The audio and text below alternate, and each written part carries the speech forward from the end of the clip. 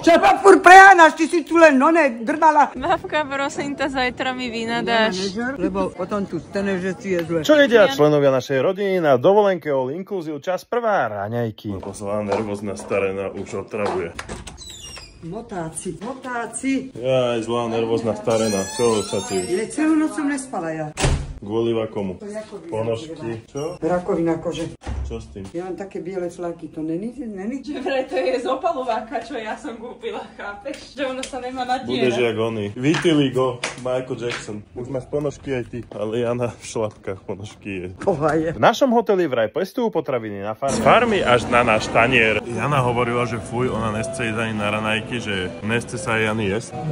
Obelina. Babka, není toho moc, či? Babka, nebudeme už rád, my kúpim koľko má. Ale ja nebudem obedovať, nepôjdem na obed. Z nás štyroch je najmenej asi babka. Cereálie, jogurt, mlieko. Však je veľa keď skysnuté. Aj mačičkám by chutilo. Koláčik, veľa medu, melón. Na raňajky vždy mám najprv slané a potom sladké menu. Čo hovoríš, babi? Strašné voľače. Moja žena Aďa to takto až nemieša a zje väčšinou menej než babka.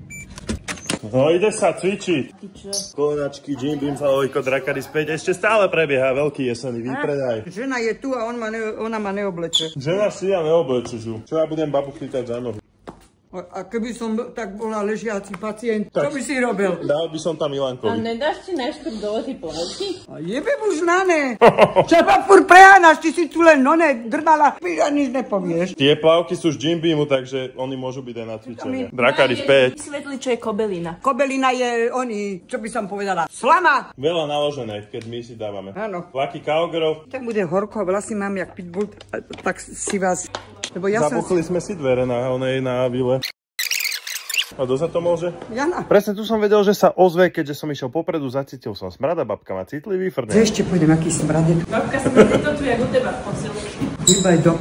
Ja som presne zapol, lebo tu smrdelo a vedel som, že poradný je na šťanie. Konož bicykel. To ti...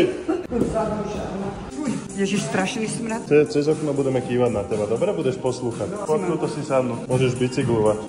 Jana! Môžeš, dobre, tu poslúchaj. Cichobud. A keby volá čo, vodu si doneseme. Sice žereme strašne veľa od rána do večera, ale neodpustil by som si, ani by som sa dobre necítil, keby si nejdeme zacvičiť. A rozpravovať nohy. Zase tu máme... A jak bude tlačiť? Tipné narážky na Janu. Helena je strašná potvora. Jaj, ale takéto výhľady z posilky. Normálne sa cítim jak roková hviezda z 90. John Bon Jovi na európskom turné. No a nás sa kráti čas a my sa vidíme pri ďalšej časti.